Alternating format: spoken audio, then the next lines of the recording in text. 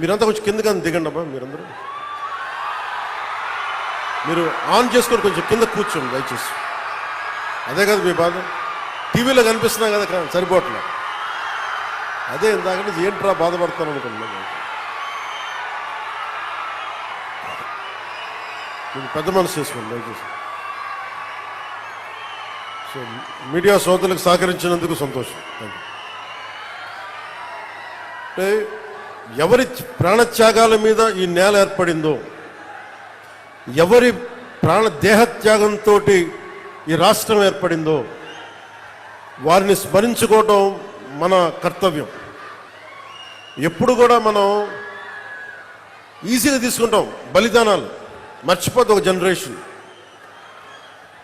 ఆయన మన కోసం ప్రాణత్యాగం చేశారంటే 50 రోజులు తిండి తినలేదు అనుకుంటాం. కానీ మనం ఎదిగే కొద్దీ, మనకి కష్టాలు వచ్చే కొద్దీ గత తరం చేసిన త్యాగాలు మనకు అర్థమవుతూ ఉంటాయి. అలాగే నాకు పొట్టి శ్రీరాములు గారు చిన్నప్పటి కంటే కూడా ప్రతి సంవత్సరం వయసు వచ్చే కొద్దీ ఆయన గొప్పతనం అర్థమైంది, ఆయన త్యాగం అర్థమైంది.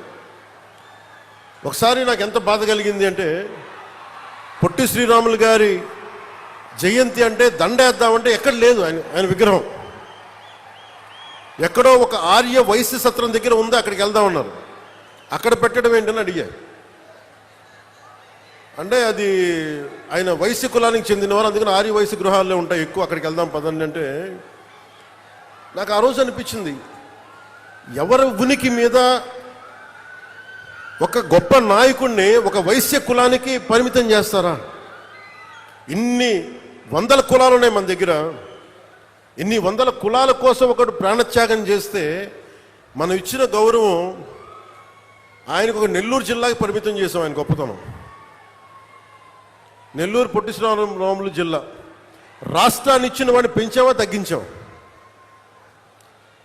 ఆంధ్రులకి ఒక రాష్ట్రం కల్పించిన వాడికి మనం ఇచ్చిన గౌరవం నెల్లూరుకి పరిమితం చేసాం అంతే. గౌరవం ఇచ్చావా అంటే ఇచ్చాం.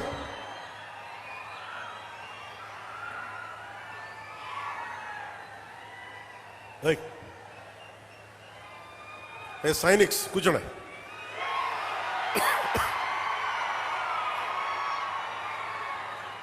పోలీసు వారికి కూడా నా విన్నపం, వారిని ముందుకు రానివ్వకుండా చూడండి, కానీ దయచేసి వాళ్ళని ఏమనకండి. ఓకే ఓకే వినండి. ఓకే నేను చూసుకుంటాను కదా, మీరు కూర్చోండి.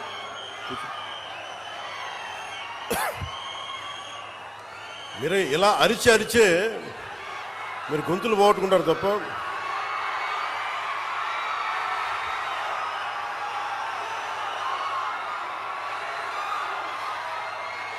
ఓకే, అక్కడున్న యువతంతా దయచేసి బ్యారికేడ్స్ నుంచి ముందుకు రాకండి.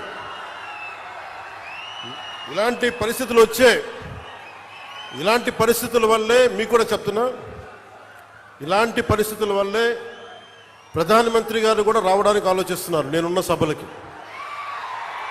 ఇది చప్పట్లు కొట్టేది కాదు, ఇది చప్పట్లు కొట్టేది కాదు. ఎందుకంటే ప్రధానమంత్రి గారికి ప్రపంచమంతా శత్రువులు, ఏ మూల నుంచి దాడి చేస్తారో తెలియదు.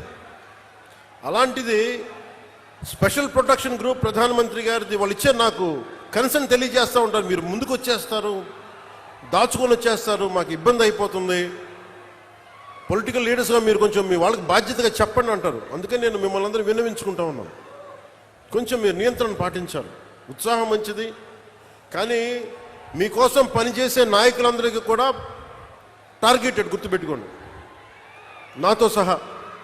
That's why you have to maintain certain security protocols. అది దయచేసి అర్థం చేసుకోండి. ఇందాక నేను చెప్పిన విషయానికి వస్తే, రాష్ట్రం తెలుగు వారికి ఒక ఉనికినిచ్చినవాడు పొట్టి శ్రీరాములు గారు.